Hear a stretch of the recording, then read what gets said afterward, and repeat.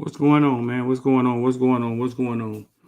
In the comment section, man. Could y'all hear that? Did y'all hear sound? Or did y'all just see a video? Oh, there you go. No sound, no sound, no sound. Good morning, good morning. That was for the hearing impaired, man. We did that for the hearing impaired. We in this thing, man. Good morning, man. We in this thing. Morning, bro. So, X, Rich, Medi. Gonna get into a few things, man. Gonna talk about what we watched yesterday, college football. My Miami. Y'all know something. Y'all can't hear me.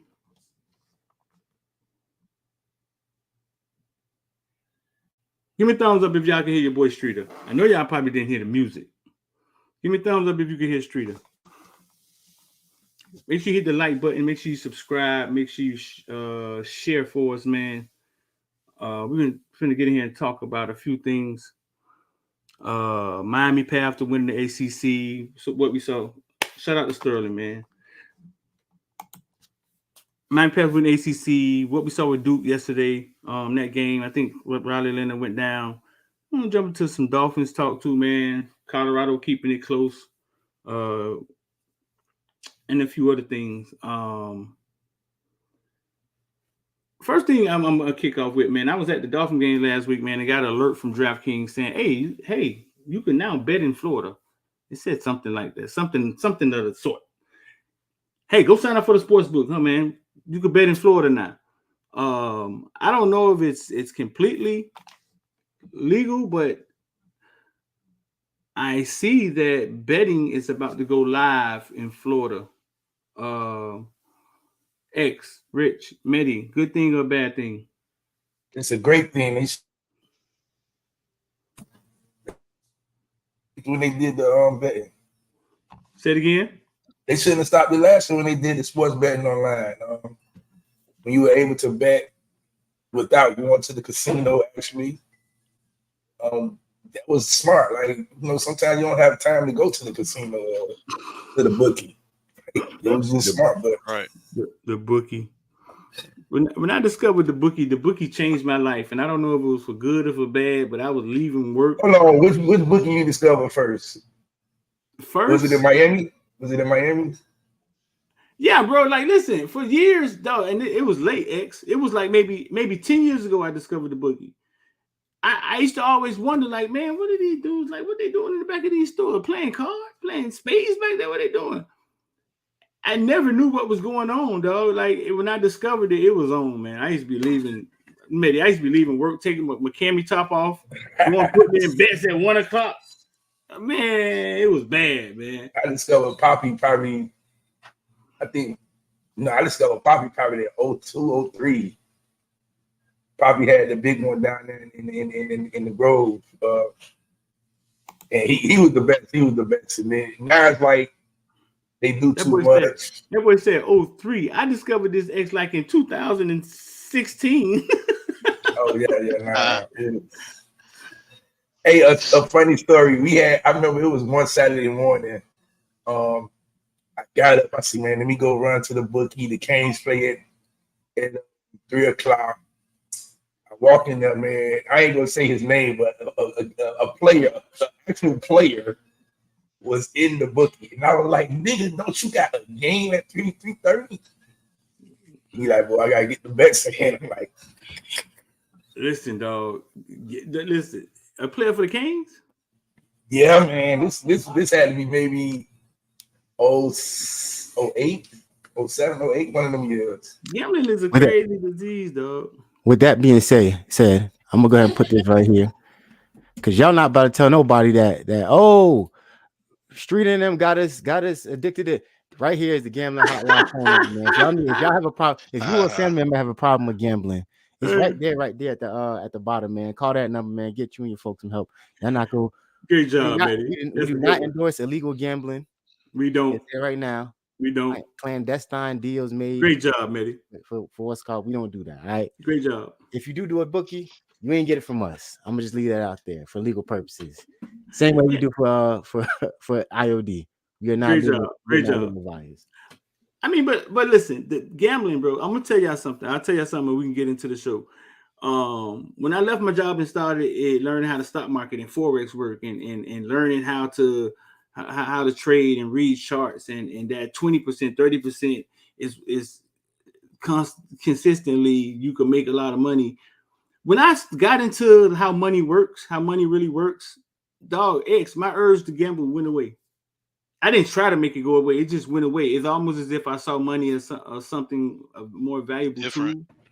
Yeah. Because when you got into that, you seen your money working for you instead of you hoping that you win the game. You like, oh shit, I gotta stretch for a couple hours, hope that I win the money back. You know what I'm saying? Stuff like that. Right. But instead, your money started working for you. Like, oh shit, I can put this in here and it works for me. I ain't got to stress. I don't know. It went away. It's almost as if I saw now. Disclaimer number 2. Hold on, Street. Before I gotta cut you off. Disclaimer number 2. This right here.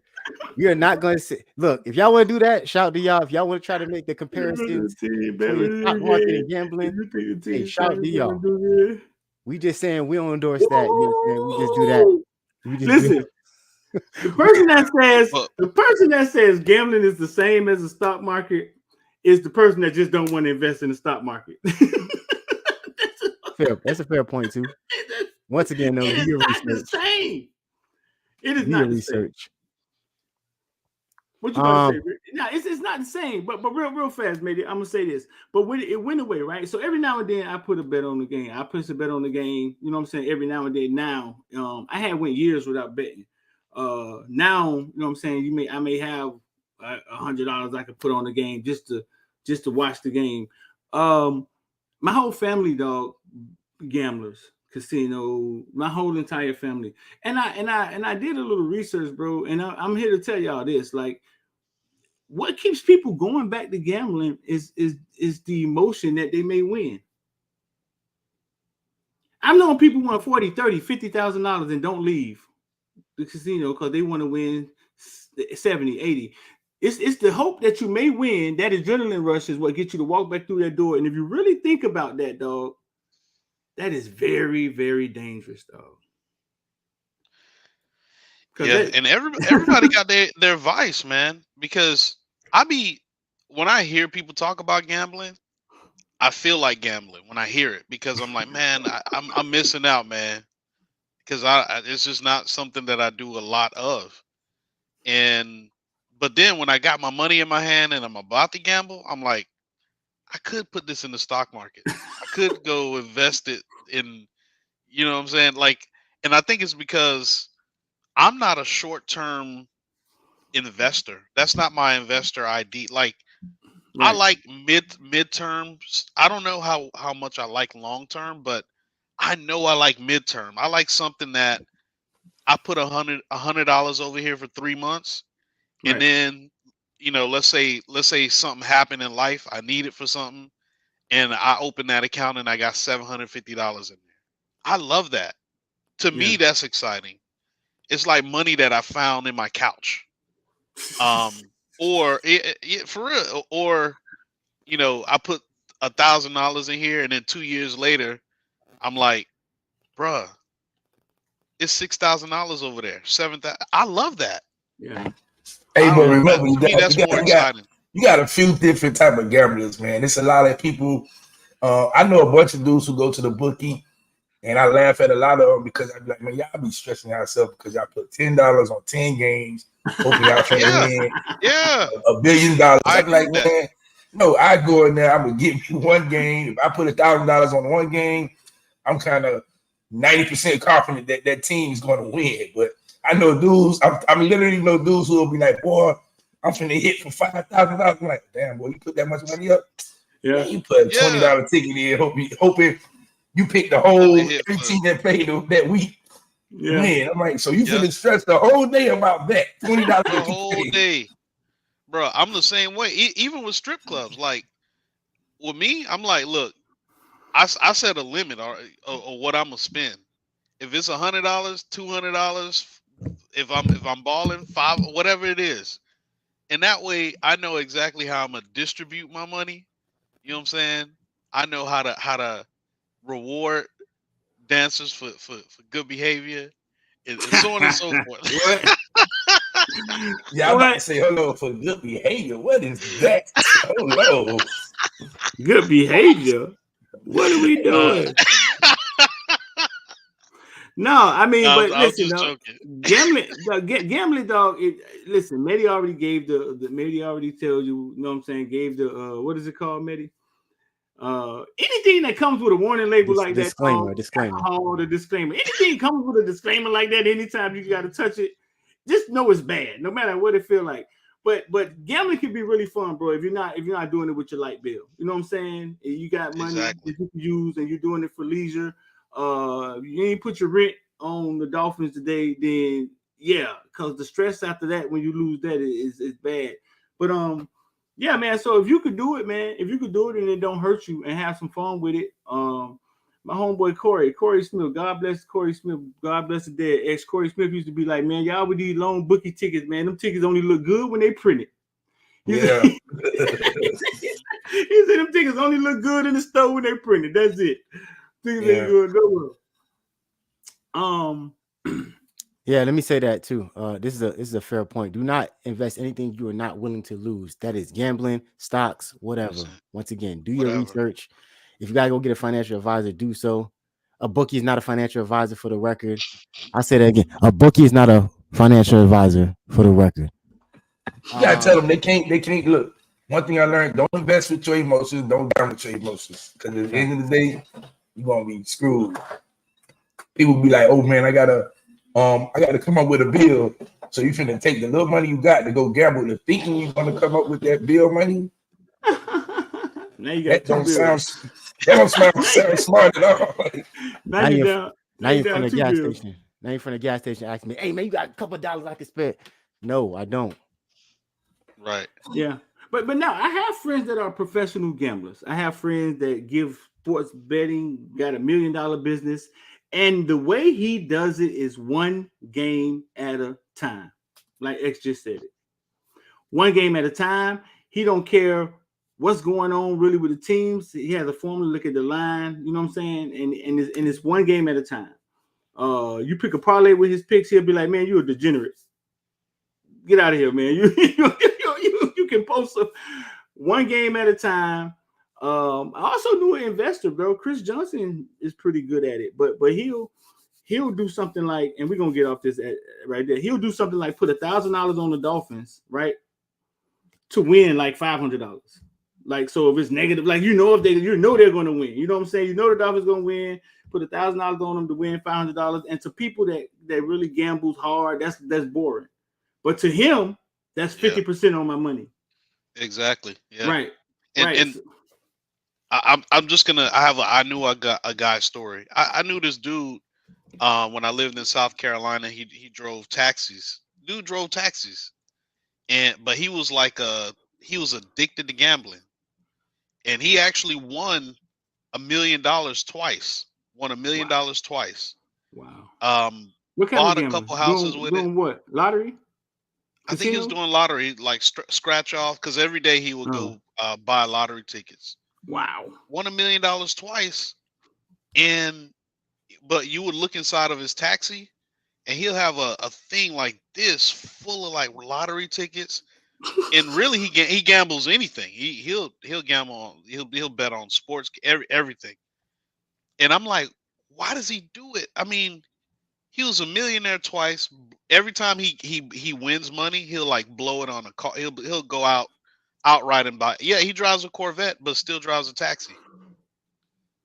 And the taxi money is what fuels his gambling habit. Like so he's one of them. He's kind of like a crackhead. He'll make $1,000 driving taxi for let's say for the week or a couple days, and spend half of that on tickets. Wow. And hope he wins. And him winning, and if he don't win, that means he ain't got the light bill. Wow. Now that's some stress, though. All right, we out there. I'm gonna say it, man. That's some stress. Trick said it best, man. Y'all see it down there. I got dip because I'm betting on the Dolphins. Betting on the Dolphins this year, boy. You won some little money, boy. So listen, bro. Go ahead. Real quick. Before we, I want to point out my dog Paco 305, man. Hey, shout out to him, man. That man's about to finish his master's degree at the University of Miami. Shout out to Paco, man. Whenever I see Black Accents, I'm gonna shout that shit out, man. I'm just gonna be honest with you, man. Shout out to him. That's a huge accomplishment. You know what I'm saying? So shout out to that boy, man. That's Beautiful, dog. that's what's up, dog. What you majored in, big dog? Put in the I comment think section, man. sports. What you majored in? Badminton, basket weaving. What the I think football player? his goal is to be the GM for the Dolphins one day. Oh yeah, I heard him say that Yeah. before. Yeah, so, Right. yeah, Shout out to yeah. Paco. That boy focused, and he be on at every game. At the end of the day, did it this year. invest in your damn self first. Don't be So, a piece of shit. And then you out here trying to bet money, thinking that when you get the money, you're going to be a better person. You still going to be the same piece of shit with a little bit more money. Invest in yourself first. That's all I gotta say about that. Sports and get out the damn gas station line, holding up the line, betting on 100 tickets. You got to get gas in the morning. You end up betting on 100 tickets. I take the kids to school. You holding up the line. So all right, man. So let's get into it, cause we ain't gonna be on here all morning, man. I got games coming on. We don't like to run into them games, them NFL games. So listen, we watched Duke play last night. I picked Notre Dame to win. I did. I got lucky again. Who did y'all pick to win that game? When I picked, I picked Notre Dame. I picked Notre Dame too. X picked Notre Dame.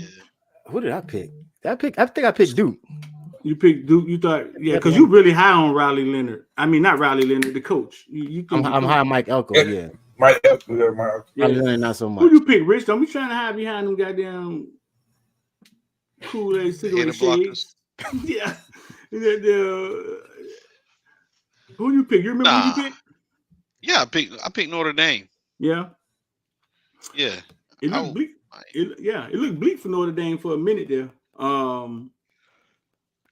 But I just think there was too much for them to run that dive like that and that boy to break up the middle like that, man. That just mean I think that just was just too that don't warm down probably just too much for Duke in the end. It was a good game though. Notre Dame coming off that upset loss last week. I just didn't think like Duke got to prove to me that, you know what I'm saying, that they're him. That Clemson game to me was kind of weird with all the fumbling and giving the ball high emotions. Clemson first game of the year. Right. Quarterback he looked kind of rusty, scared in his first game, kind of like Brad Kaya first game. Remember what Louisville did us Brad Kaya first game? It wasn't Kaya. Was it Kaya? No Vaseline.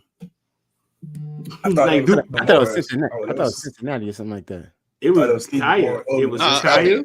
It was Louisville. It was at Louisville. It was the Teddy Bridgewater. Oh yeah. And they did us in. He did. Remember that? Yeah, I thought that game was a little weird, man. But Duke falls to Notre Dame.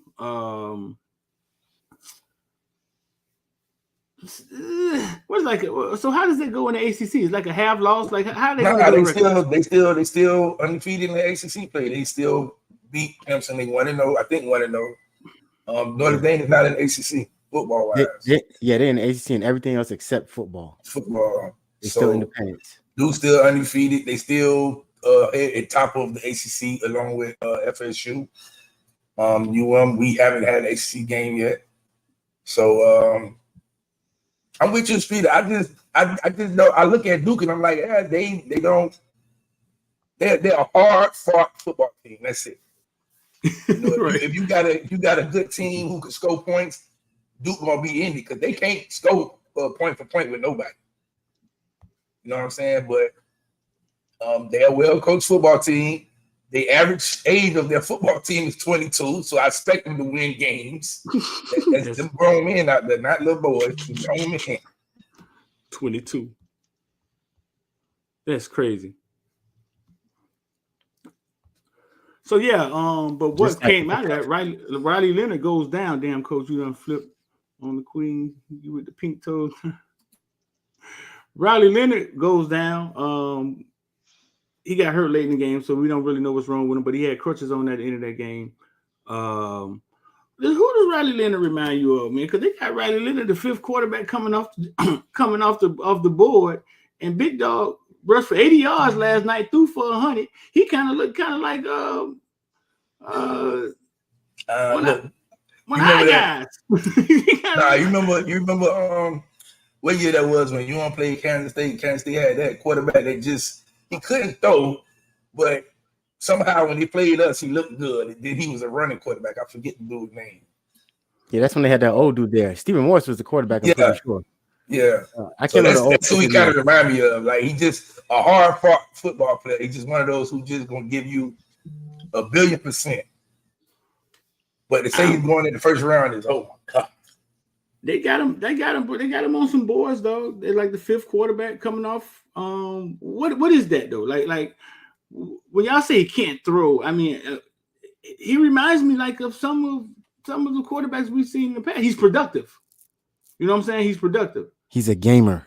He has maybe one of those Tebow throwing effects. He really can't throw. I mean, but he's effective in college. It works for him in college football. He's got moxie. Give me another one. It's funny. Give me another one. You ain't got no more. I'll tell you right. It wasn't Mike team on his shoulders. He put a team on his shoulders. He put a team on his shoulders. They have to carry him out on his shield. Hey, Manny, I guess he probably gave that Tim Tebow speech in the locker room and he cried like, we're not going to lose no more games this year. He put the team on his shoulders. They got to carry him out on his shield. We got to go out and win this one for Riley. That's what they're gonna say next game. There you go. That's his name right there. Klein. However you pronounce it. Klein. Oh yeah. You remember when they beat us? I remember that. Yeah. 45-3 or something like that. Like, yeah. So listen. So that's Duke. So Duke went down, and welcome to the ACC. I mean, it's gonna be ups and downs like this every year. Miami shot to win the ACC. Have y'all sat down and did it already? I know y'all done sat down and did it. Like Florida State gotta lose, the Clemson who done did it already? So listen, Street. Like when you had left for a minute, I came in and I was talking about Miami. We have 8 ACC games in a row. They do this. They've been doing this to us for years. Like they give us 8 ACC games in a row. They don't give us no room, no break room. So this year, you look at it like we don't play Duke. They're undefeated. We don't play. Syracuse lost yesterday. You don't play Virginia. Syracuse lost yesterday. So we play Clemson, we play Florida State, and we play Carolina and Louisville. Those are the other teams that's in our way for the ACC to get to the ACC title. Louisville, they got smacked on. What was that? You just got to win. You just got to win the games you play. But it's possible. We went out, right? Who's possibly sitting on the other end that we didn't play? Duke still, because Duke, the only team we don't play that's possibly could go to the ACC game. But then Duke played Florida State also. Okay. Florida State gonna smack Duke, man. I heard y'all talking about Duke beat Florida State gonna smack Duke, dog. We gonna have to take Florida State down, dog. Us versus them. we gonna have to take them. We gonna have to take them out. Go ahead, talk your shit, Street.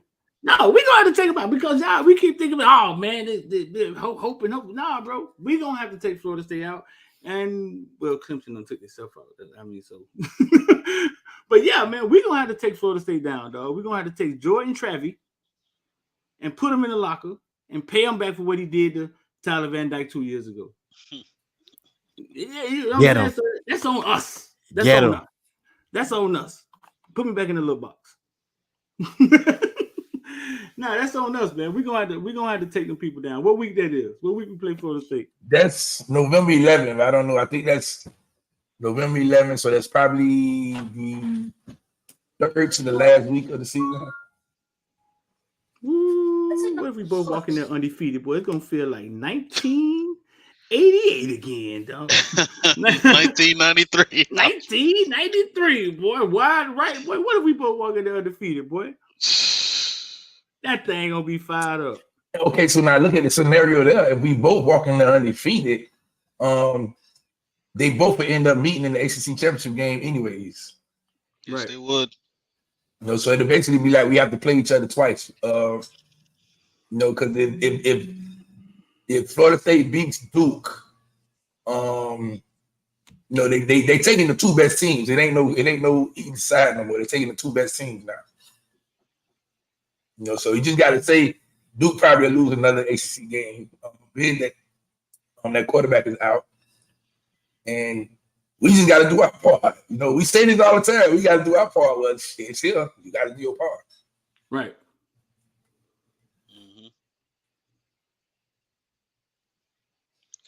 I think one of the biggest things that we're gonna have to do for Florida State is we're gonna have to make sure that we save one of our backup quarterbacks on that fourth game. So whichever one it is, and I think Emory's already played 4 games, right? Yes. Yeah. So we gotta make sure that going into that we have 2 Nah, quarterbacks he that can only played play. 3. He only played 3. He didn't play against A&M. he didn't play against A&M. Okay, well that's great because we need to have 2 quarterbacks that can play regardless. So that's going to be huge. That QB Well, management situation. hold on, Rich. This ain't the NFL. If you got a quarterback on the roster in college, he can play. It don't matter. It don't matter if No, I he. feel you. I feel you. What you mean? What you But it just makes sense. explain what you're saying, Rich. Explain it more thoroughly so people. Yeah. I was trying to see get into what you're saying because in the So NFL you have to list the quarterback that's available to play. And normally the third quarterback is not available to play, but in college football, fourth quarterback is available to play if you want to put him in. So that's why I was saying it's different from NFL and college. no, I completely get it. But what I'm saying is this: I'm not saying, and I get your point. If you got to burn somebody's red shirt, then for the Florida State game, then yes, you're going to do that, and I completely get that part. However, um, number one, you still got to maintain your integrity as a coach. So you told, or your goal was to make sure that these 2 players had a redshirt year. So moving forward, that's kind of the standard you got to live by. Because when you look at some of these teams that we're playing, you look at the Louisville of the world, you look at the Georgia Techs of the world that we play. I think those games are prior to Florida State. You may have to not play you may have to play TVD the whole game, even though you know that this is going to be a blowout. That's what I'm saying. Or to be politically correct and having respect for every team, like Mario, you know that more than likely we're going to win those 2 games. So in one of those games, you're going to have to make sure that TVD plays a whole game. Who the And fourth that's even quarterback? if in the fourth quarter all he's doing is handing the I ball off to a mean, running back. again, so I say you got Georgia Tech this week. After watching them yesterday, I think yes, one of those quarterbacks gonna play because Georgia Tech looks bad. Virginia is bad. And you still have 2 games that could possibly be blowouts. And remember, Jakari still hasn't played. He can play a game. He can play 4 games and still get his red shirt. So.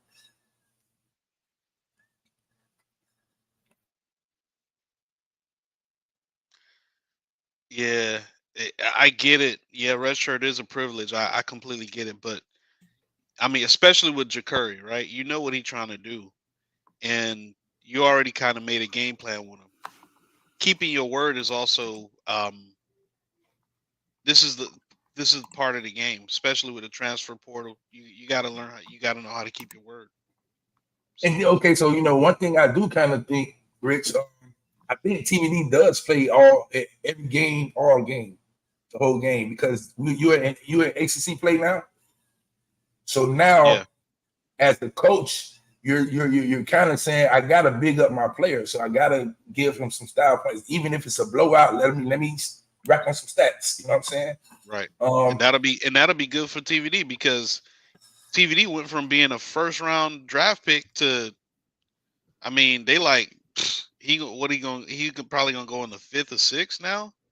I mean, he really got to get his stats up as well.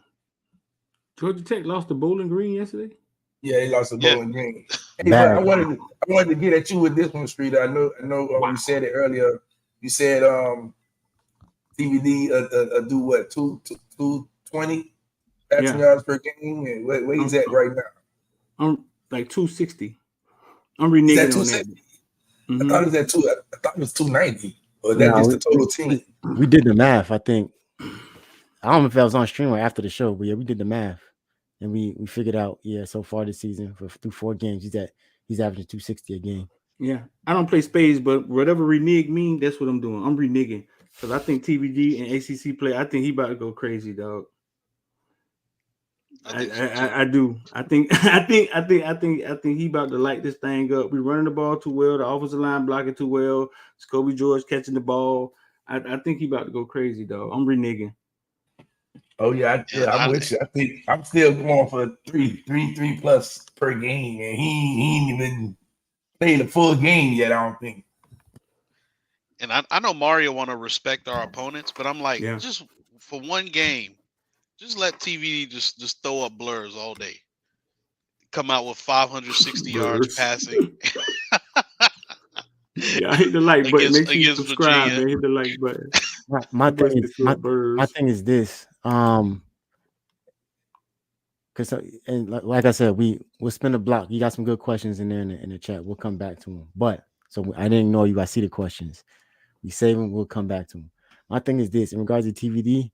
Someone pointed out a very quick thing. Somebody pointed out that the team can't start slow, and they're right. I've realized something about college football this year. That one simple rule change of not stopping the clock every first down has changed the entire trajectory of the sport. The wiggle room that I used to realize that people had when they went and set the markers every time was huge. And now if you go down by a significant amount any point in the game, there's a high possibility that you might not come back up. Colorado. Look at Colorado yesterday. And that was some absolutely dog shit time management. If Colorado had the rules that was last year where the clock was able to stop after every first down, Colorado probably comes back and win that game. And that's why it's imperative that you can't start slow. And I don't think TVD starts slow. I don't think Shannon Dawson's game plan starts slow. I think it's penalty starts you slow with some of these hot dog water ass refs, especially on the O-line procedural penalties. Like, we got to make sure that gets tightened up, especially in the bye week's over now, but we in game week now. But I mean, look, starting slow. I think I kind of from the 4 games we played, it kind of don't matter. Because right now it looks like even if you do start slow, we're gonna run that ball. You know what I'm saying? So we're gonna take the time off the clock regardless. It's about our defense not giving up a certain amount of points when our offense is able to score. You know what I'm saying? So starting slow, like I say, with the way UM is playing, it kind of, even if you do start slow, your defense isn't giving up what 12 points a game. So all we got to do is just score 20 points and we winning. You know what I'm saying? Right now, we're scoring, 43 points a game? Yeah. Normally, I would be accepting of this take right here, but the problem is, I don't care what nobody says. No one looks past Bowling Green of all teams to this man's catching one-hand touchdowns in the end zone on D1 athletes, Power 5 athletes. I'm not buying that they were looking ahead to us. Like, for somebody else, a bigger time school with more rapport and an actual like history, I would take that take, but not for no Georgia Tech. Absolutely not. Yeah, look, I agree. I think Georgia Tech. I don't know if they didn't look past Bowling Green, but I just think they're not a good team. They got the quarterback who came from A&M last year. He's throwing the ball up and down the field, but they're not a good team. They still years away from competing at a high level. They still trying to transition from that triple option stuff. They still got some players who on the O-line that look like he ain't supposed to be there. You know what I'm saying? And on the defensive line. So, but yeah, 5'10" guard. Um, I'm looking at the score by quarter as well for the Bowling Green Georgia Tech game, and it looks like they came out. They scored 14. They thought it was going to be a cakewalk, and then Bowling Green adjusted. They did not score at all in the second quarter, and then in the third quarter, Bowling Green said, "Yeah, these guys are trash," and then they scored 21 points in one quarter. I mean, they scored 21 points in one quarter. Let's just sum it up, Rich. Let's just sum it up. We ain't gotta get into the analytics about it. Let's just sum it up. We're gonna talk about Georgia Tech, but that's basically it. There's no looking ahead. They shit the bed, right? You didn't finish your food, you didn't finish your breakfast. But yeah, let's for the algorithm, Colorado. Colorado.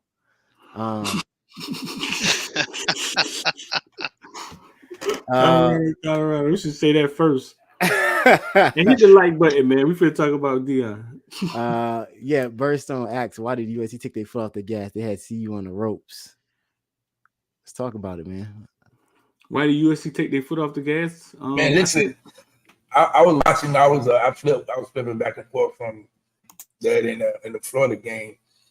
When I was looking at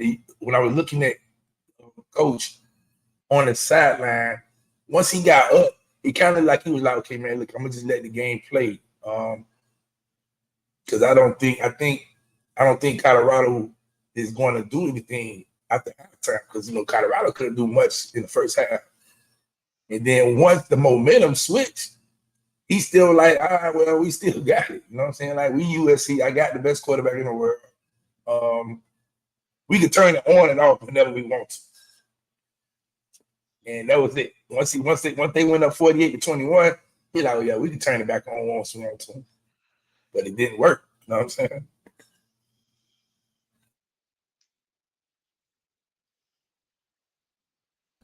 I would say this, man, and I've stood on this, and I will continue to stand on this.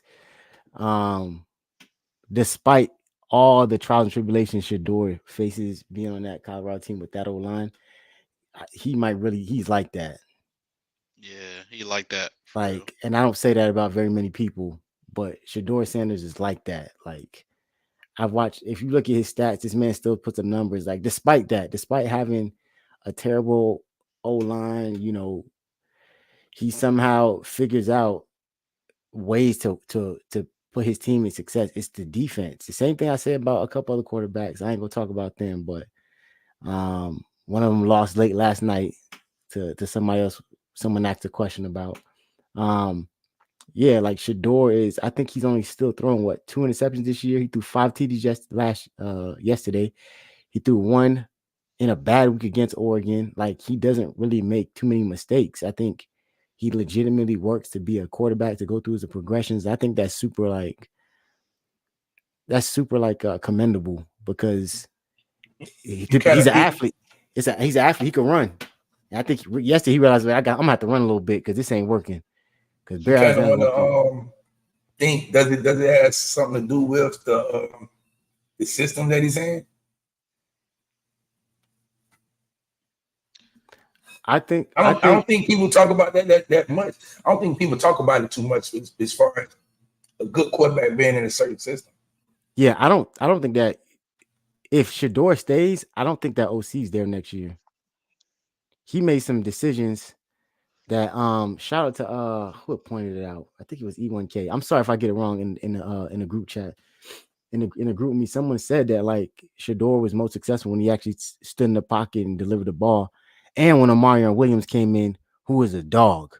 Amarion Williams is next. They talking about Travis Hunter. We don't know when we're going to see Travis Hunter, but Amarion Williams might be that one. Comes in first play of the game, first pass of the game, 65-yard blur. Next one is 45 yards for the score. Almost scores a 2-point. We're not going to call it a blur. We're not going to use blur. Blur is only used for Miami. Let's keep it for Miami. Touche. That was his biggest game, right? That was like his coming. That was his only game. He never played before that. He never played before that. He was a true freshman. It was his only game. He had 1 snap the whole season before that game. But that goes back to Shador. Shador has made a few of those wide receivers look really good, bro. Like you don't even And know who's the man anymore. and Like that's what great Right. quarterbacks do. right, Exactly. right. I'm a Giants That's fan. true. People hate Eli Manning, but Eli Look, Manning did a fantastic job. I'm gonna just say it. delivering I'm out gonna of be line. the one. I'm gonna be the odd guy. I think that system is designed for any receiver to be the man in the offense. Okay. And that's why I'm saying I'm not down at Shador because Shador he's a damn good quarterback. But that system is designed for him to throw the ball to all the open players on the field at any given time. It's kind of like Ohio State's system. What you mean by that? What you mean? What the hell was that? What you mean by that? Explain that to the people because I ain't understand. What do you mean is designed? Okay, a system, offense, Ohio State offense. Every year, the offense is elite. Every year, it don't matter if the coach leave, it don't matter if the players leave. Every year, the offense is still elite. Why? Because it's a system in place. They run one of them middle school offenses. And then when the quarterback leaves and goes to the NFL, everybody like, well, goddamn, how the hell he get drafted number one? He sucks. Because he was in the perfect system in college football. But what about Oklahoma? Same thing, system. Those guys do well in the NFL though. Jalen Hurts, with Kyler Murray, Jalen Hurts is not a Oklahoma guy. He learned under. I mean, he learned under. Wasn't Lane Kiffin there when he was there? Yeah, he learned under Lane. Learned under Lane. Learned under Nick Saban. Learned a whole completely different. He learned pro style, and then when he went over to Oklahoma, he already had the pro style game down. If he would have stayed at Alabama, he wasn't getting drafted. Yeah, he wasn't gonna get. They're gonna tell him switch positions. So what did They're he gonna learn? make him switch positions. They're gonna make him switch positions. But that's what I'm saying about TVD though, right? Because TVD is not in the system where you just sling the ball all over the place. That's the reason. If that's the reason Jalen Hurts got drafted, because he was able to just let that thing loose and throw to whoever was open. That's literally Oklahoma, Ohio. That's their offense. Like, hey dog, whichever one of y'all get open, I'm gonna hit you. All right, break. That's what they do. All right, break. I think that's a huge. I agree with everybody. What Rich is kind of pointing out a fair point. I think I've said this continuously about why we got guys like Jafari Harvey and Najee Kelly on defense playing jack linebacker. It's about marketability. It's about am I building you up to go play for one type of offense, or I'm building you up to play for multiple? He learned a pro style at Alabama, and that was good. And if Lane Kiffin was there, that means he obviously has some spread concepts because that's all Lane. Right. That's Lane's bread and butter. And then he goes to Oklahoma under Lincoln Riley, right? And he gets opportunity to kind of elaborate and enhance that even more, which makes him more marketable. Hence why he goes where he goes in the draft. Street is absolutely right. If he stays at Alabama, especially with him getting benched by Tua, I mean, shout out to both of them. They both NFL starters, so that's the dub at the end of the day, right? But now we start to see, okay, who took more? Who has the longevity? Tua stayed his entire time, but this time in Alabama, he had different coordinators. I'm pretty sure. Correct me if I'm wrong. Right? Yeah, I think he had two different coordinators, but did he have Sarkisian? Yep. Tua. No. He didn't get Sarkisian.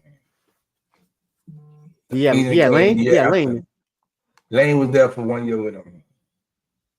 So regardless, that's the thing that a lot of these GMs are looking at. Like, okay, did you sit in one system the entire time? That's why you see a lot of these quarterbacks transferring. From being honest with you, outside the money and all, they're taking a vested interest in who's coaching at that school and what can they show me, because they want to be able to have the opportunity to say, oh, well, he played for this guy who teaches this concept and this guy who teaches that concept. I think that makes him more marketable. If you trade him, if you give him assets, whatever the case may be, you know that you're not like we just saw a quarterback get traded. Didn't the Cowboys trade for a quarterback? Yeah, Trey Lance. We got Trey Lance. I don't even know why, but okay. And that's the interesting thing, right? Trey Lance was successful at North Dakota State, where he got an opportunity to really just play on the one system. They're a pillar of stability there. So you have to see if they're probably telling Dak, hey, you need to get your shit together because we found a guy who could possibly do the same thing like that you can, a little bit longer, a little bit younger. Younger, It's taller, it's Jerry Jones saying like, look, bigger hey, arm. yeah, it's Jerry Jones saying like, look, this is what it is. You know what I'm saying? You better figure it out. So, but that's it. It's about marketability. It's about getting opportunity to see, hey, if I send this guy somewhere, what am I getting? What am I shipping with him? Like what do we get to, you know? But that's my take on that. Shout out to the Canes on ESPN. We moved to number 15. Damn. When I woke up this morning, I said, yeah, Kane's probably going to be moved to number 15. I say, I would have left us probably where we was at because at the end of the day, I want us to earn everything.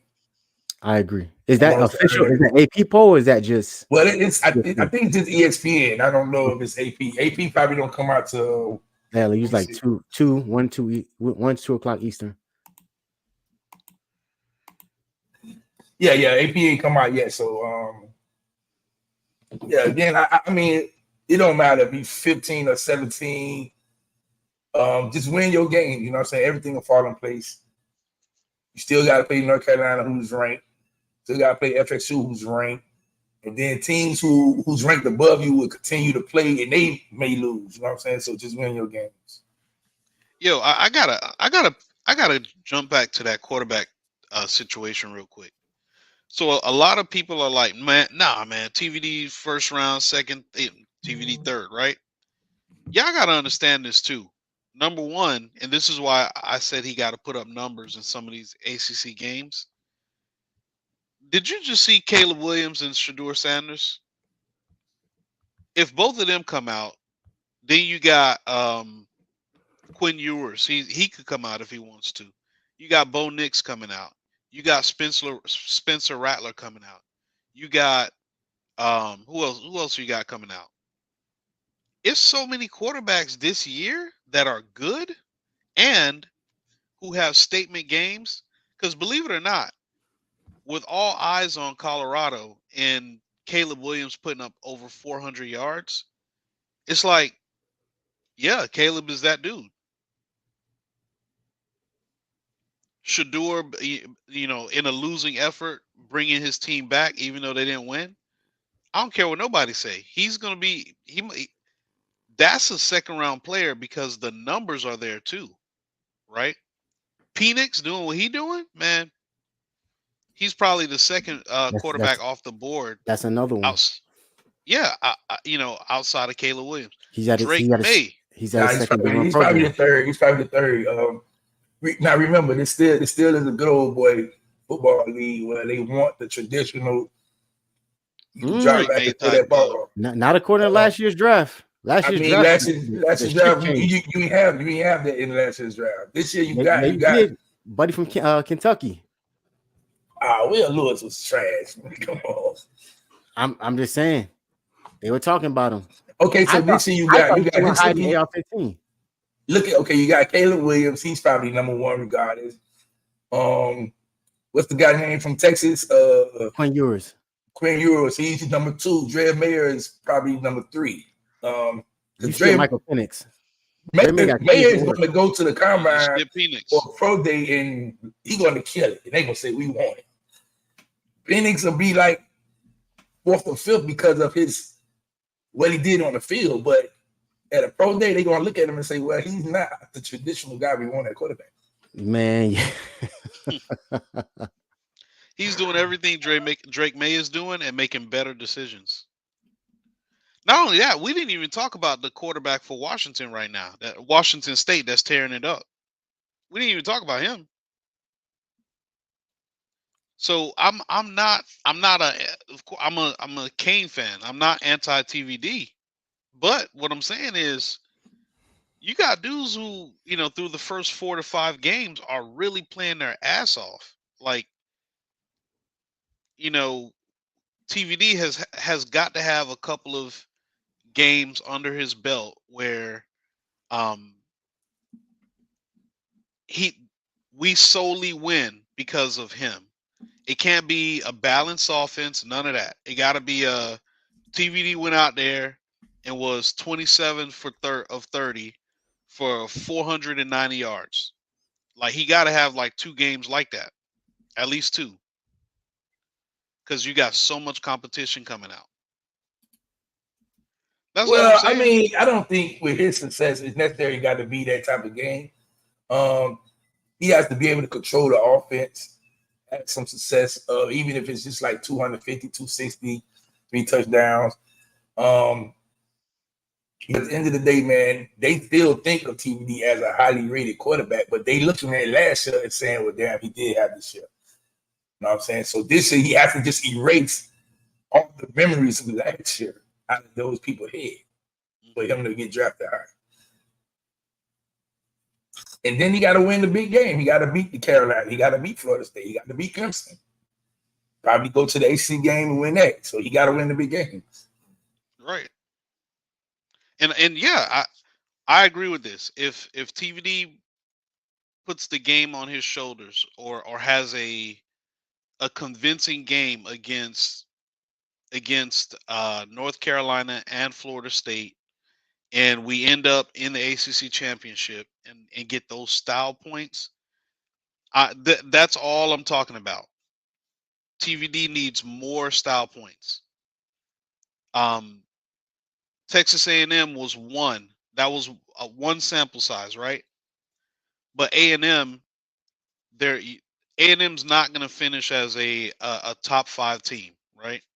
I don't think anybody we play is going to finish as a top 5 team. Defensively, they might, because A&M No, I'm saying top 5 ranked. Top 5 ranked. I mean, defensively, that's what we talk about. TVD going against their defense. We ain't talk about. No, I get you. I get you. But and here's why I say that. I say that because when you look at what Shedeur is doing, and you're looking at Shedur's numbers, we are all saying Shedur's that dude. Everybody's saying that Shedur's the real.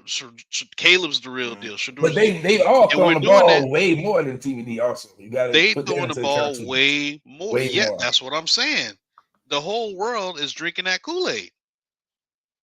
So I'm saying you almost have to showcase the same thing where you get in that race where you're like, okay, let me have two statement games where TVD is like that dude in those games. But then you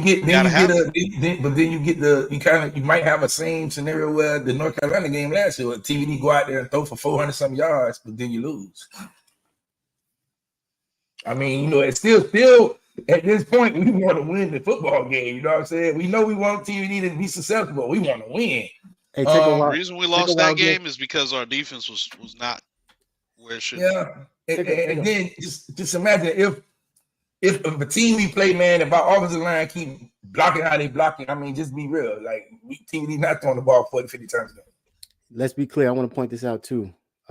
Texas A&M has pressured every other team they played at least 15 times, except when they played the University of Miami. Why? Because their defensive line play. Their defensive line was what we thought they were, and our offensive line might be like that. I like to caveat, too, from that to say, take a wild guess who the top 3 passing leaders are in America right now. TVD, Michael Penix. TVD didn't play this week, so he can't be. Everybody's played 5 games already. Michael Penix. Michael Penix is number 1. Shedeur Sanders. Shedor's 2. And then Caleb Williams. No, it's Jack Plummer from Louisville. Jack Plummer from Louisville. Oh, wow. and Michael Penix got a 200-yard lead on Shedeur Sanders. But okay, so look, when you do that, look at their passing attempts and then look at TVD passing attempts. I don't even think TVD have 100 passing attempts yet. I'm pretty sure he does. Let me see. No, he got 99. He's 74 for 99 with an 11-1 touchdown interception ratio. Wow. Shedeur Sanders has thrown in 169 times with 130 completions with an 11-1 touchdown to passing ratio. What about Penix? How many attempts Penix has? 138, 103 completions, 16-2 touchdown to interception ratio. Well, that's kind of impressive right there. I'm telling, like, please do not sleep on Michael Penix. Don't sleep on him. To me, that's the best quarterback in the class so far. Caleb got moments where I'm like, I agree. that Arizona State game, I was like, and he relies a lot on his second and third reads once he evades pressure in the pocket because his O-line is not great like that. I've seen lesser teams get pressure on him, and what he'll do is he'll roll out, do a spin move, cut back, and then he'll just find somebody running butt naked up the field because they broke I'm containment telling you, or they broke coverage. I saw it. He does it a lot. So if you don't get pressure on him and sack him, like that's what they started doing. I think they started spying him in the second half, and they started getting more pressure internally and on the edges, and that's what slowed him down. So people were like, why they slow him down? Because they thought they were going to rely on him just continue to throw the ball, and they were like, no, you're going to have to run this and be successful with it because ain't no way we're not let you do that. Yeah, So and that's another part of football right there. Once teams that they play got full film, I'm sure they got film, but well, okay, well, this team did this and it worked and it stopped them. Let me kind of implement that a little bit. You know what I'm saying? So it's like every team. I mean, if he keep going like that, then yeah, he's clearly Heisman or whatever. But I don't think for 12 games, I just don't see a lot of these quarterbacks doing it every game like that. Well, I like what Jay White said. How's Shador getting this much love? He's a fourth rounder at best. When you look at Shador's measurables, when you look at his size in terms of what Rich. type of quarterbacks last in the league, no, his measurables are not elite. they're not elite. That's what I'm saying. So Jay White, your point is you have a great point there. When you look at his measurables, you're like, nah, okay, well, he makes up for it with the yardage, but because the hype train is in Colorado, same thing with Caleb Williams. The hype train is there, and I'm not saying because Caleb Williams is dope.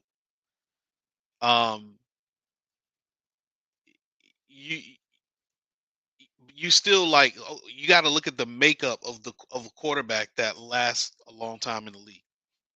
You like, okay, well, am I really going to take this guy in the first round? And that is the thing that TVD has going for him. TVD is 6'4", legitimately. TVD is a stocky guy, legitimately. The only thing that he had to improve on, which he is improving on, is his mobility. He got his his Vanilla Vic going on this year, which I love. I love his footwork is much better. I love that. So if people just don't look at all the hype, you would look at TVD and be like, okay, I'm gonna take him over some of these guys that are being hyped.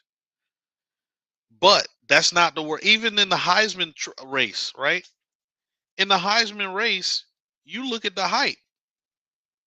That's the person who typically wins, right?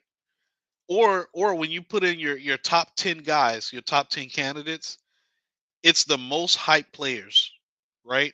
And then maybe when you get down to the last three, we can all agree that these three players not only have the attributes, but they're also great players.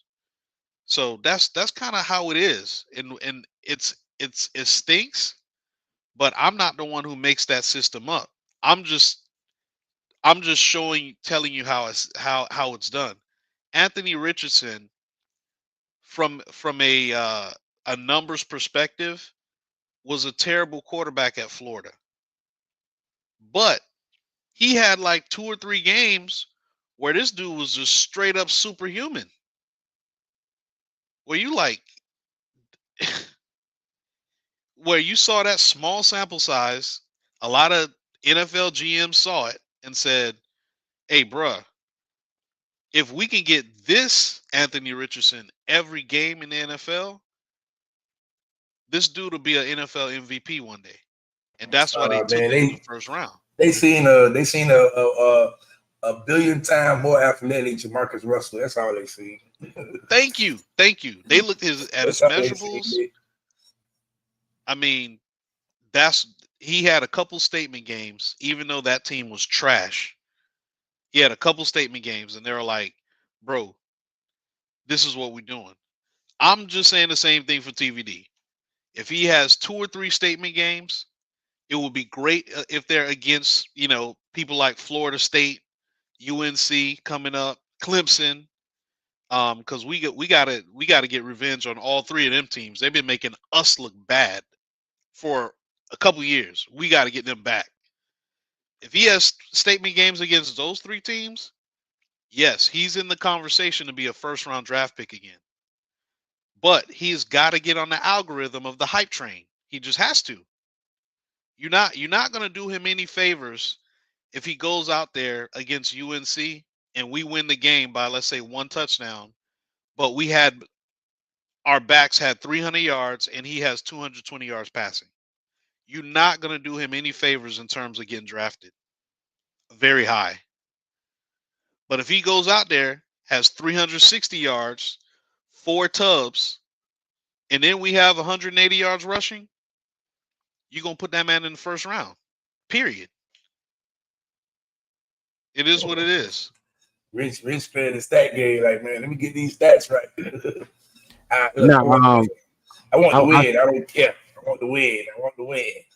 Just like Reggie said, but I wanted to point to this comment. Why do we always do this? I don't care what nobody says. If you look at the touchdown he threw to, I want to say, was it a 2-pointer or a touchdown? This ball placement that Shador had, it's other D1 quarterbacks, P5 quarterbacks who cannot make that throw. I wish I could pull it up, but he made a throw. I'm talking, he fitted through a window to Marion Cooper, who, mind you, is only playing his first college game ever, right? Or at least getting, significant reps in his first college game ever. And this man threw I'm talking about falling to the ground, laid out, and caught it 2 hands underneath the defender.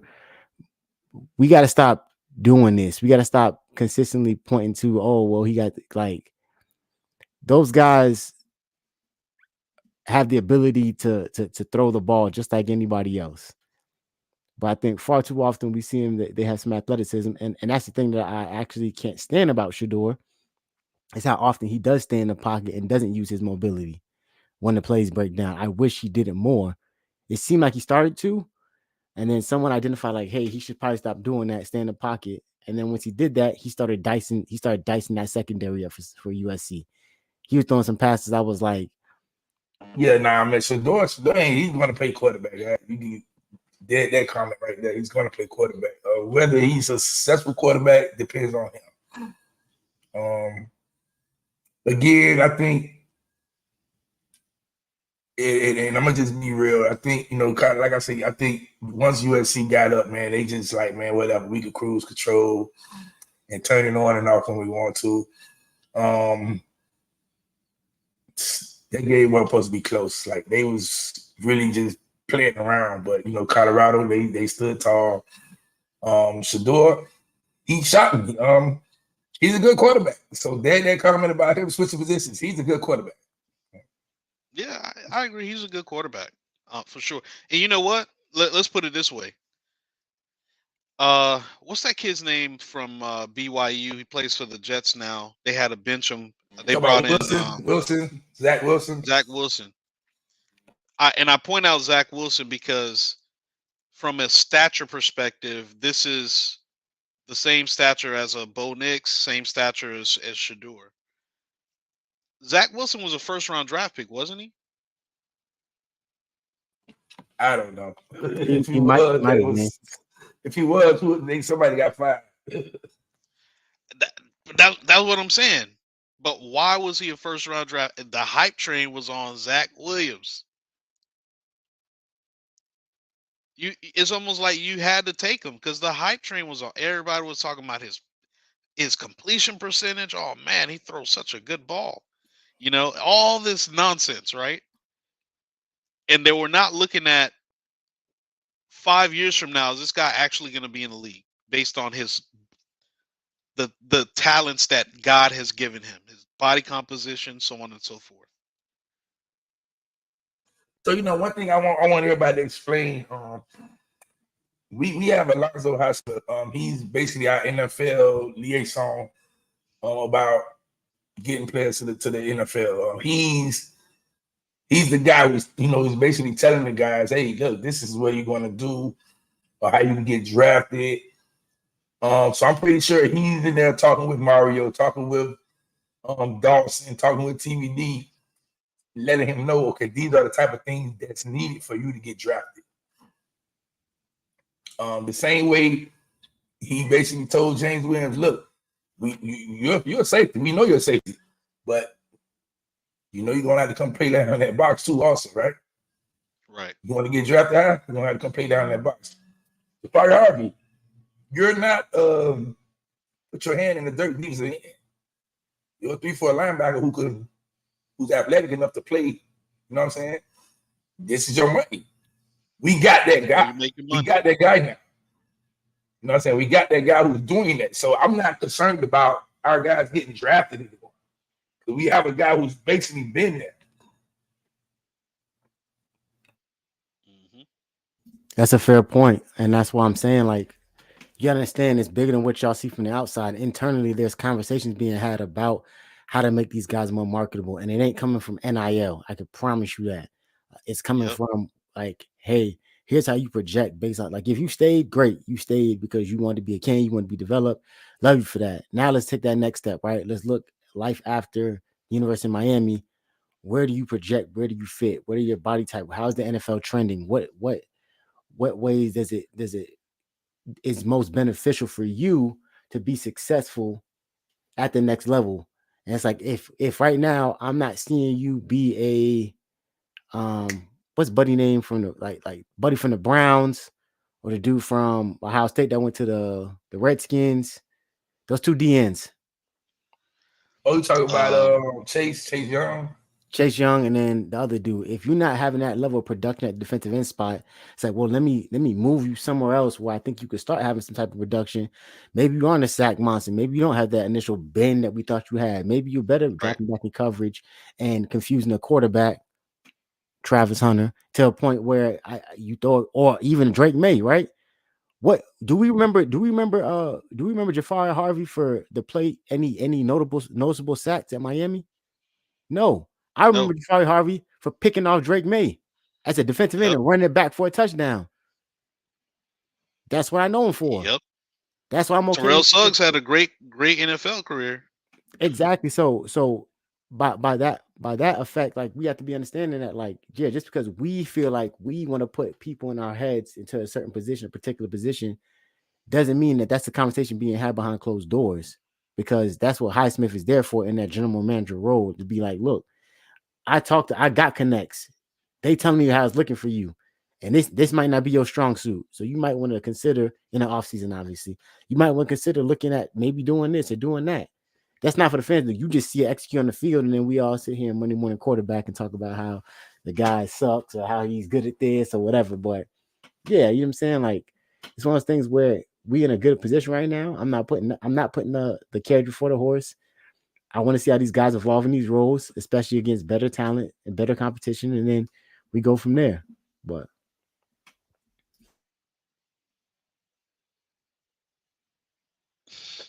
we'll be all right, man. I think, again, like I say, Zoe, I was there for the last two pro days for Miami. I seen Zoe walking around with the NFL GMs talking, and those guys listen to him just as much he listens to them also. So again, the last pro day, two main that those NFL scouts was looking at was James Williams and Tyler Van Dynes. And they wasn't even eligible for pro day. Right. Like, boy, oh boy. Now somebody say Tua little brother having a good year. Is that because of Loxley, or is that because of Gaddis? Speaking of TBD and marketability.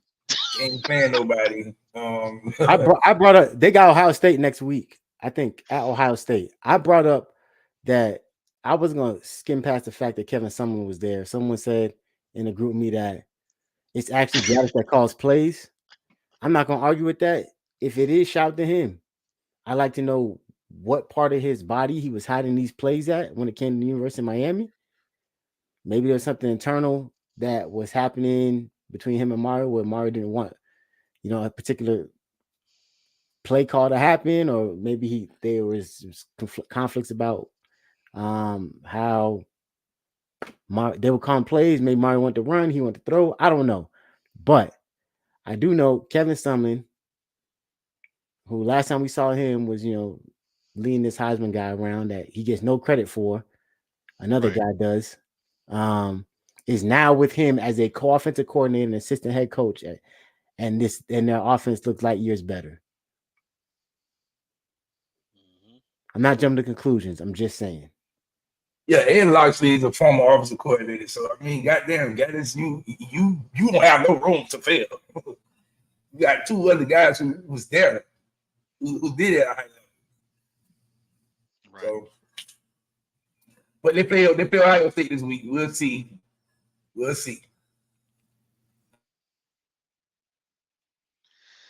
Yeah, that's gonna be a real test for them. Let's talk about Georgia Tech. I highlighted a couple comments. I mean, they just basically say that Georgia Tech. Oh man, what do we say about Georgia Tech? They sorry. Haynes King, he throw the ball up and down the field. They don't have no receiver. Yeah, he throws it up the ball down the screen. They don't have no receiver. Now they got two guys who kind of shifty, but they don't have nothing that scares. Yep. Defensively, oh my gosh, it's like I tweeted yesterday. I say, man, I got to talk about this guy. Dawson and Guidry is just they thanking the football guy that they play Georgia Tech next week, because it's like I just know they ready. Like, oh my god, this is gonna be heavy. Georgia Tech defense is sorry. I mean, our offensive line running back might not get touched to 10 yards before contact. Like, man. So on the season, Haynes King 107 from 166 for 1,480 yards, 15 touchdowns, 4 interceptions. Slinging it. But that's the only thing they got. He threw 2 of those picks that he threw came yesterday against Bowling Green.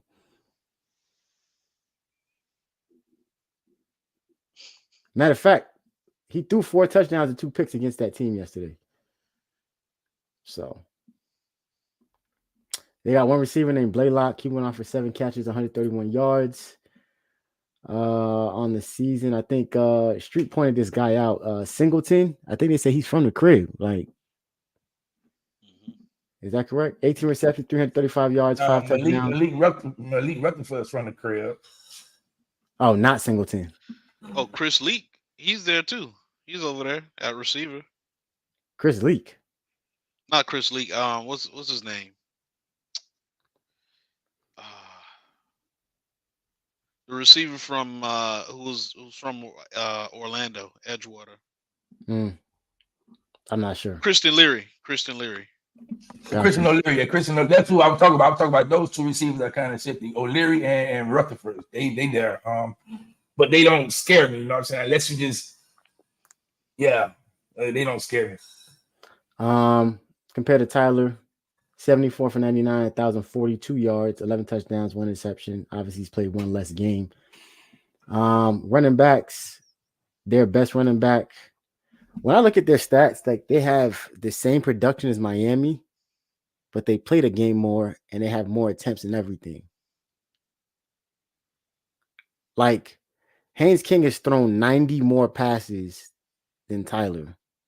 The one guy on their defense is that defensive end. Number 9, right? Kennard, that's the Kennard kid. He got, that's the one guy who kind of like got to keep an eye on him. But I think our offensive line could block him. I think it's gonna be a good game, man. Y'all please show up, show out. It's a Saturday night game, primetime, ACC network. Saturday, 8 o'clock game. We ran all black. Well, they say we ran all black. Mario will switch up on y'all niggas fast. Nah. They didn't put Cam in. They didn't put Cam in a promo and everything, man. So I guess we expecting Cam back for that game. It would be disappointing if we weren't. Just glad to hear he's okay, obviously. Yeah, man, pack the house, man. I know it's Georgia Tech. You probably like, me, these boys trash. Why should I go to this game? Because you guys Canes by 20. Canes by 20 plus. I don't care. We ain't this not the prediction show, but I'm jumping early. Canes by 20 plus. I'm not mad at y'all for that. And I got some recruiting stuff for you too, X. Some people asking some recruiting questions, so we definitely gonna hit those. Get off. I think the contingent is that. Well, I'll start right here. Birds don't ask, does G5 Billy make it to next year? Nah. He makes it. He makes it next year. He don't survive though. He's not gonna survive. That schedule they got next year, he don't survive. He not gonna make it outside of September. So with that being said, is there class for next year? Yeah, we do. Is there class for the pickings? Is there class there for the taking? It's 2 guys in that class that's currently committed that Miami's entertaining right now. So anybody else, we can make moves. I expect the rest of the teams around the nation to make moves also. But I know 2 guys on the current 24 class that Miami is definitely entertaining at a high level right now. He also asks, is NY Card Candy, y'all's opinions, no inside infos needed, wink wink. He'll be down here next week for the Georgia Tech game. Miami is Miami right now. Y'all come show out next week. Miami do their thing, and that's sold. That's in the books. So let me ask you this, X, because I see we taking a lot of receivers. Let's say worst case scenario, knock on wood, we had to be like, hey man, thanks but no thanks. Who do you think are the absolute receiver takes, right? Like, let's say Miami run it up. We best case scenario, we can pick anybody we want. Who are the absolute takes in the 2024 class at receiver? See, that's the thing. Everybody keeps saying, "Oh, you're only supposed to take 4, maybe 5." Think about the receivers we're going to lose. Who are we losing? Start there then. Think about the receivers we lose, and then do your numbers from there. Who are we losing? I'm assuming there's going to be some attrition to the transfer portal. Some guys. Restrepo. Restrepo's going to the draft. Frank Latson, he's gone. No, he has no more eligibility. Okay. Maybe Michael Redden. Okay. Kobe Young can have a good year where he gets picked up in the draft. I believe that. Jacoby George. I believe Tyler Harrell. Why would Tyler Harrell leave? Because he has no more eligibility. He's done. You better start working harder in practice then. But I just named what, 6 guys? 6 guys, right? Yeah. Yeah, you did. Restrepo, Harrell, Latson, Redding, Kobe, Jacoby. Hypothetically. So 3 for sure. We know is going to be gone. I mean, Restrepo's going to the draft. Latson. Just don't forget that some guys can be unhappy. I mean, I'm not saying that's true, but just hey, that's what we is. We in college football. Some guys can be unhappy. Right. So you saying happy? You mean guys coming from the transfer portal?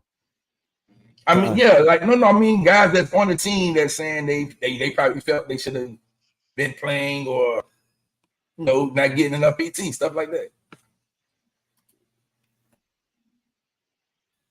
So with that being said, the takes are, I'm gonna leave Jeremiah Smith out of it because he's obviously, it don't matter. Y'all take 10 receivers, you take him regardless. The takes are, you got JoJo, Chance, Nikar if he commits.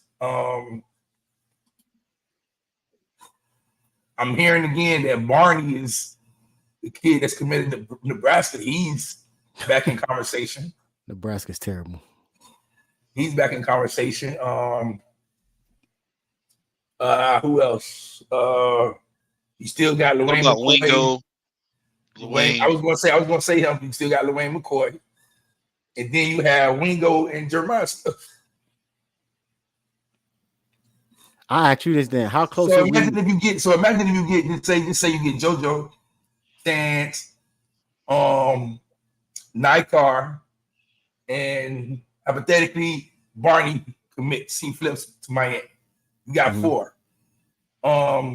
Now you have Jeremiah and Wingo say they want to come too.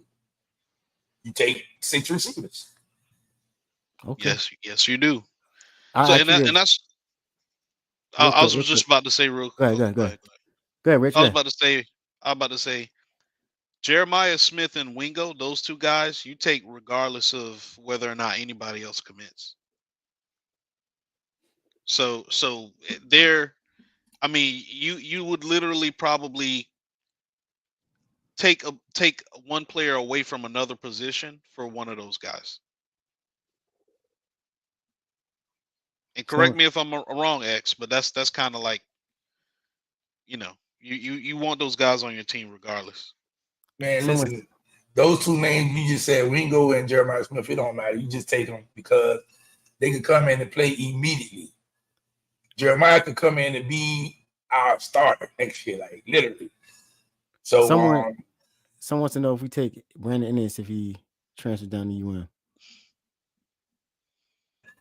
you say, do we take Brandon Ennis if he wants to transfer? I mean, yeah, of course.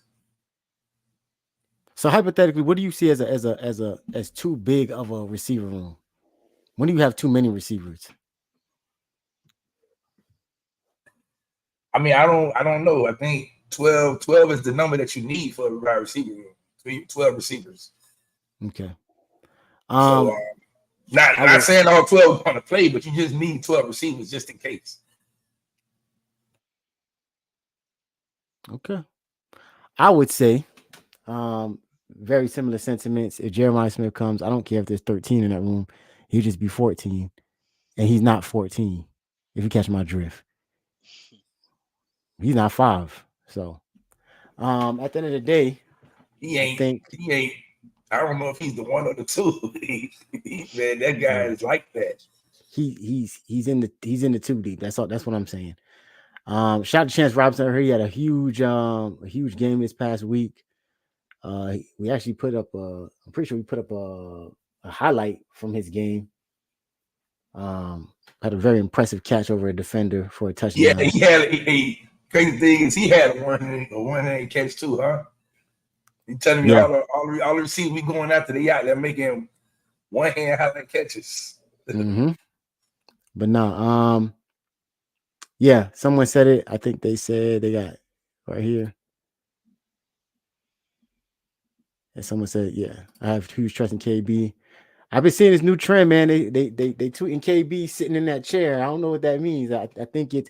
Let me ask you this, X. When do we enter respect my decision, aka flip season? At what point in the regular season does it recruit you feel like see enough games where he's like, you know what? Hey, Hayes Fawcett, go ahead and make the edit, dog. It's time. Okay, so these those decisions normally don't come around to around mid end of October, November. You know what I'm saying? And then you could have some right after their football season, because that's when they start to go on their visits the next 2 weeks, and then before they make the decision to sign. Mm-hmm. So yeah, I mean it's coming. Just chill, don't rush it or force it. It's coming though.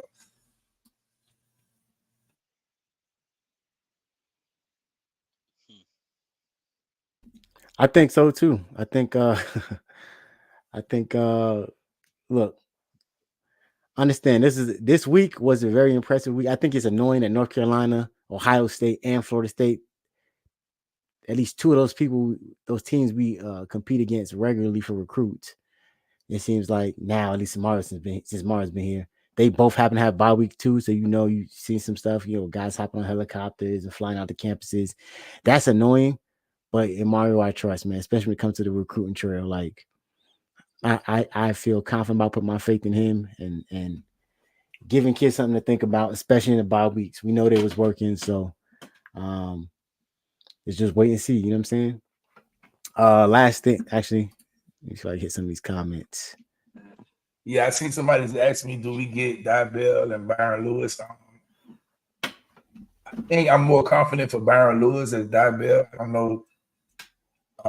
With Dawson and Bell has to grow a little more for Dawson. He's still like on a little bit of shorthand, but he's a young kid, so. And that's Roger Bell's son, actually. Yeah, he's a 10th grader still, right? Yeah. So, do you see him like you see him growing? Do you think he hit the ceiling? Yeah, he's going. I mean, that's his son. I mean, him and his granddaddy's about what 6'3", and Raja maybe what 6'4". So yeah, he has to. Yeah, he's going to grow.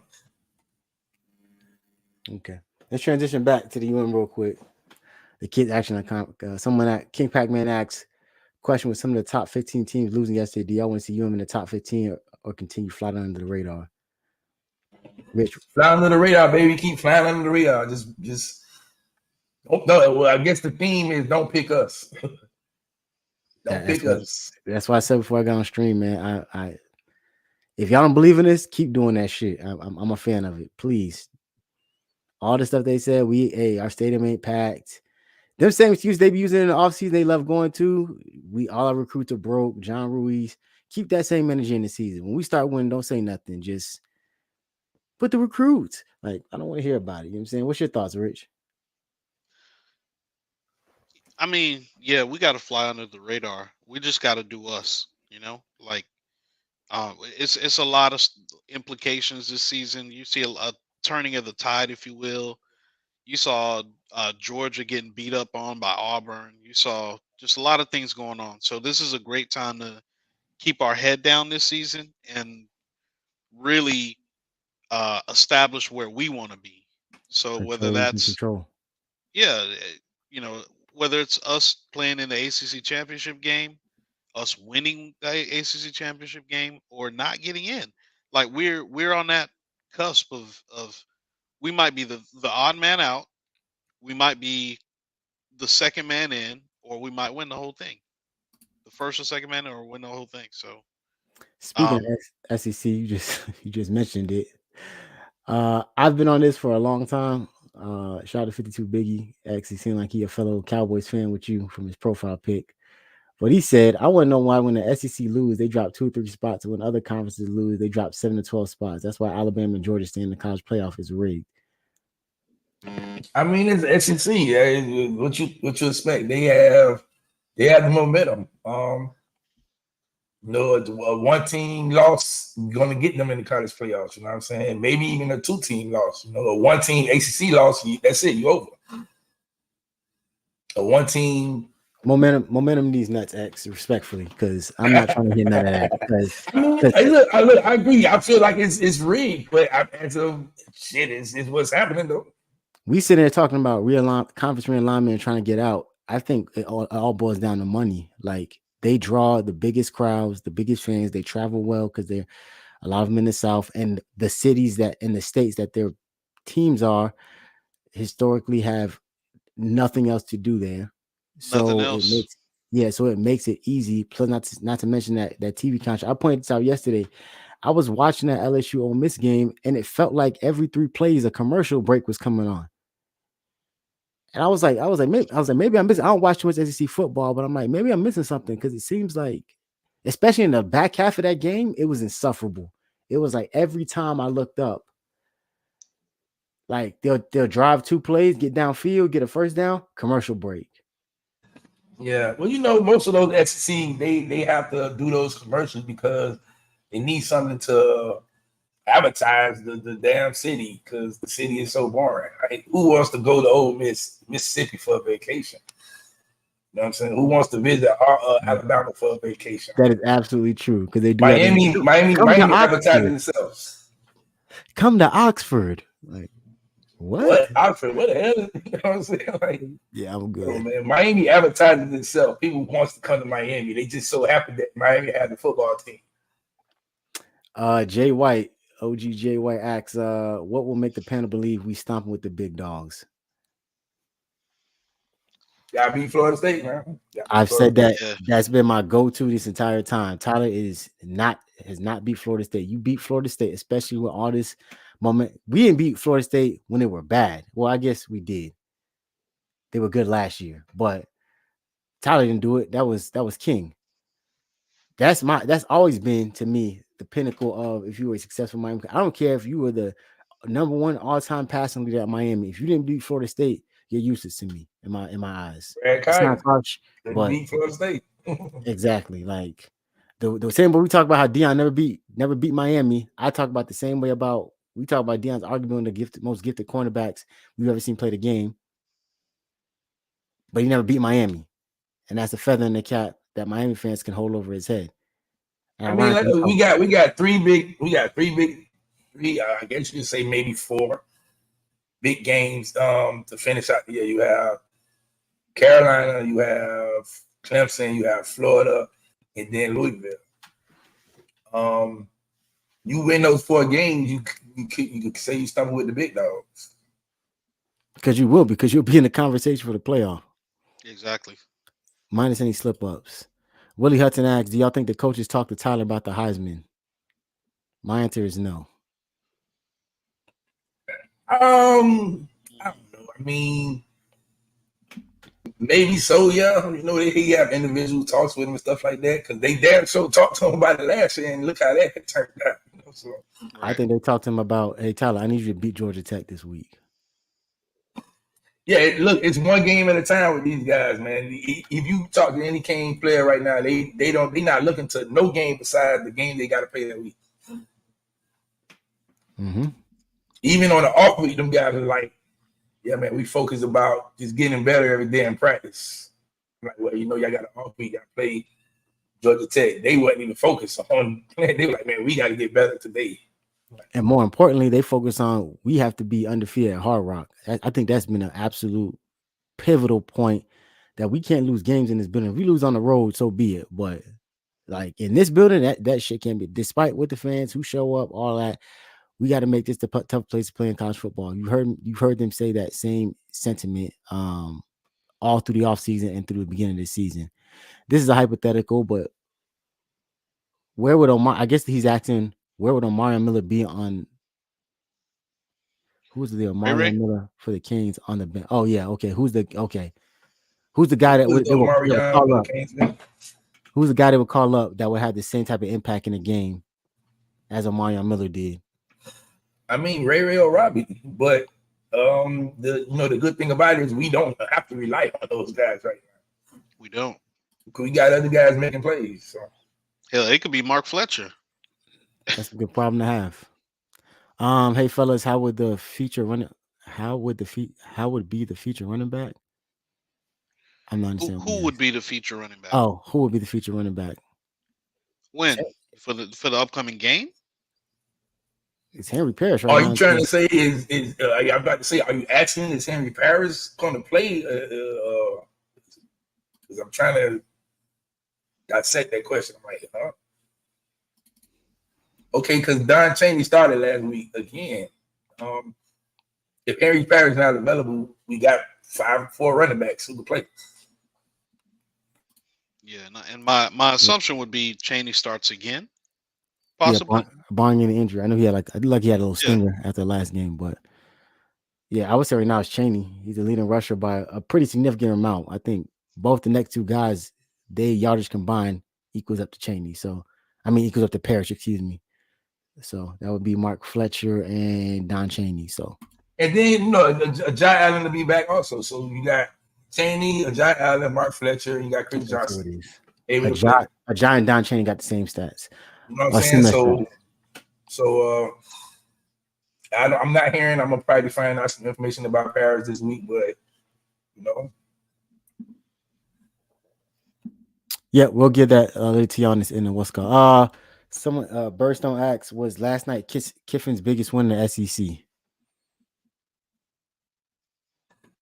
Maybe so. I know he's won some big games in that conference area, but maybe so. I don't think it's his biggest win because he was Saban's coordinator as a head coach, maybe. But I think it's. I mean, as a head coach, then.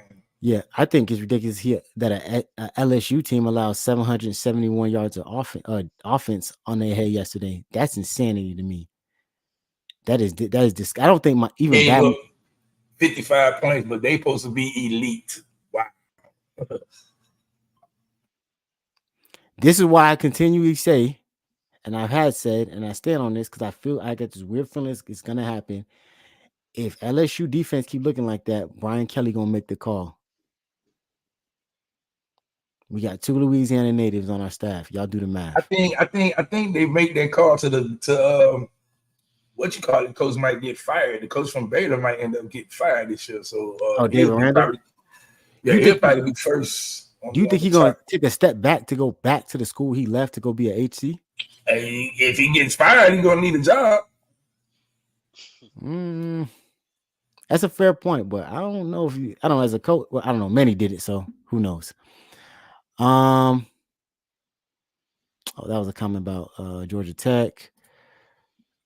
Once again, speaking of, this is about there's an OC stay at CU. These had an MSU track him that dumps the fire at the end of the prime microscope of pressure.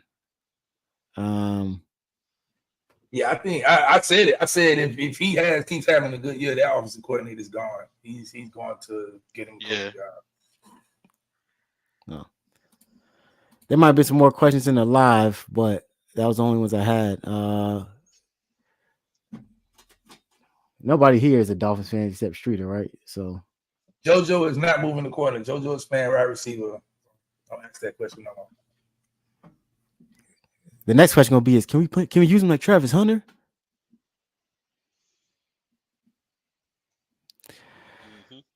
Let's see. Is this a question? To be fair, Kai they have a Golden as a coach whose defense was mid, and look what Golden did with Stephen Morris. So Kai get a pass with me. Shit came back though for 17. Maybe that season we get to the playoff. Maybe. I don't know. It's all hypothetical.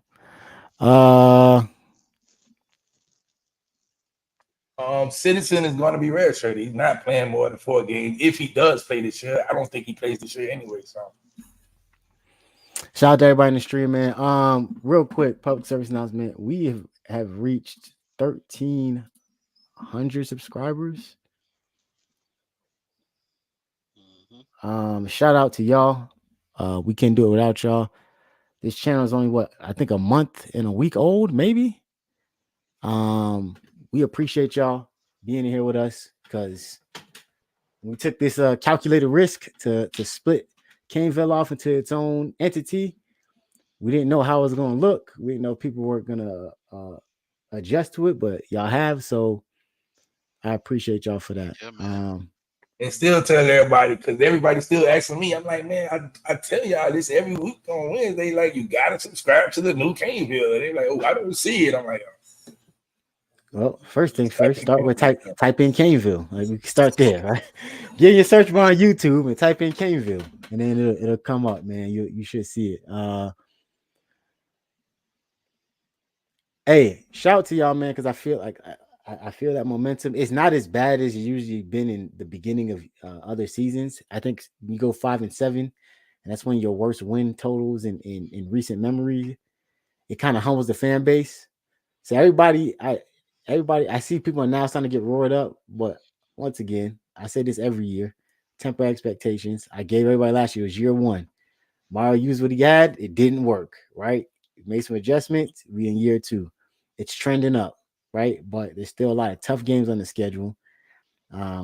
We do a great job of looking ahead and saying, "Oh yeah, you know what I'm saying? We beating these teams and this team sucking." And then we also said on the same channel that we every team Super Bowl. Right, we know Georgia Tech is suddenly Haynes King going to suddenly stand up for us.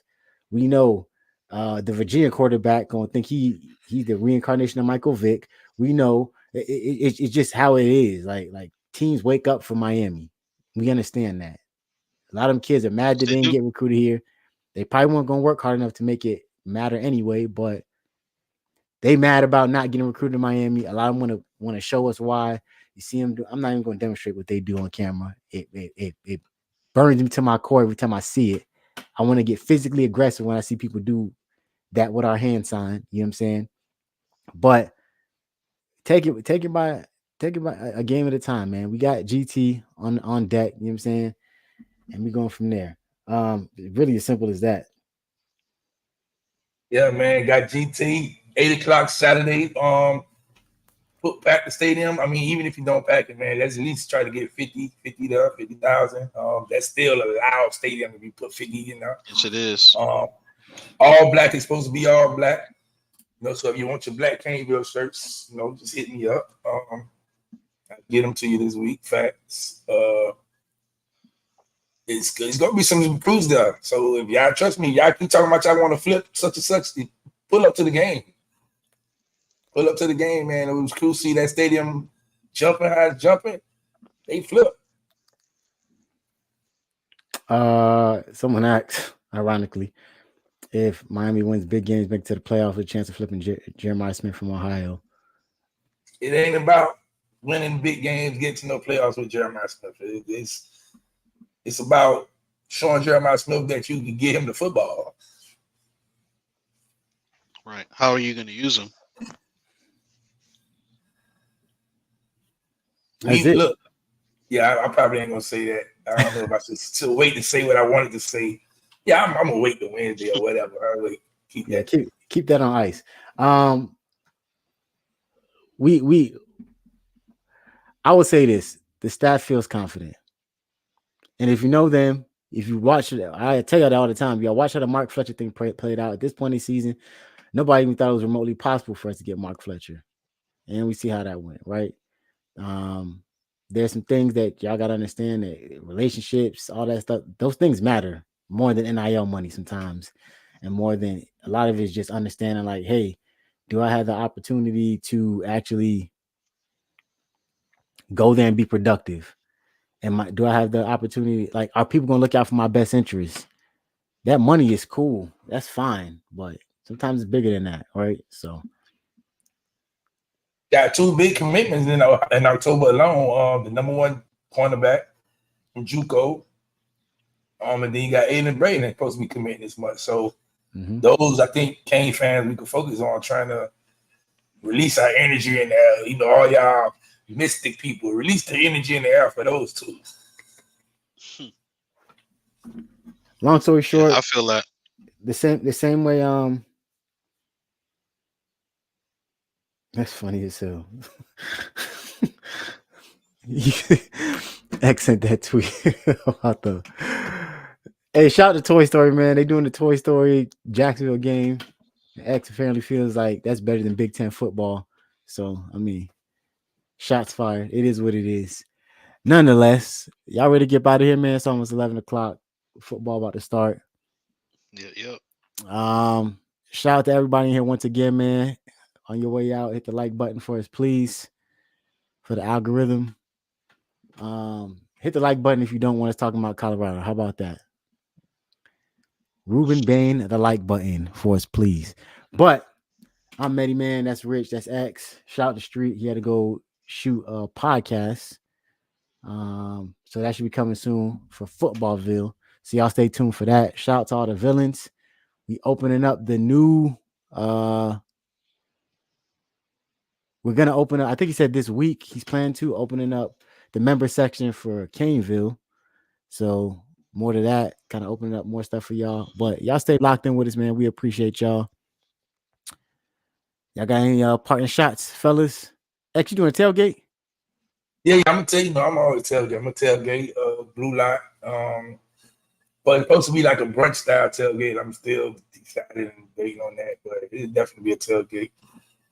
Definitely gonna be a huge tailgate for Clemson game. So everybody, and then I'm having something for that week and on that Friday, which I'll be dropping a flyer soon. No.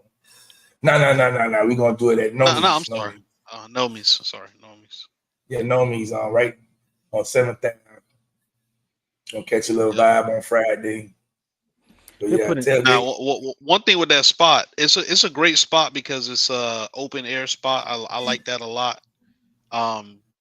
They serve Caribbean food in particular. Yeah, they got the food. They got the food trucks. They got the big bar. It's a nice spot. You know what I'm saying? It's a nice, beautiful spot. The only thing I want to ask you is about parking. If you could ask them about that as well. Because parking Well, sometimes. they seem to have it under control because they do like this under the lights party once a month, and Yeah. it be jam packed. So I think they seem to have it under control with the parking. You could park directly in front of it, on the side, and then like they have like a little parking lot where they direct some cars to also. Okay, that's what's up. So yeah, we got 100 likes. So thank you. Hey, shout out to y'all, man. We we're gonna keep trying to put these events on for y'all, man. To keep trying to make this more inclusive. We are obviously a community, so shout out to y'all once again, man. Shout out to y'all for rocking with us. We out, man.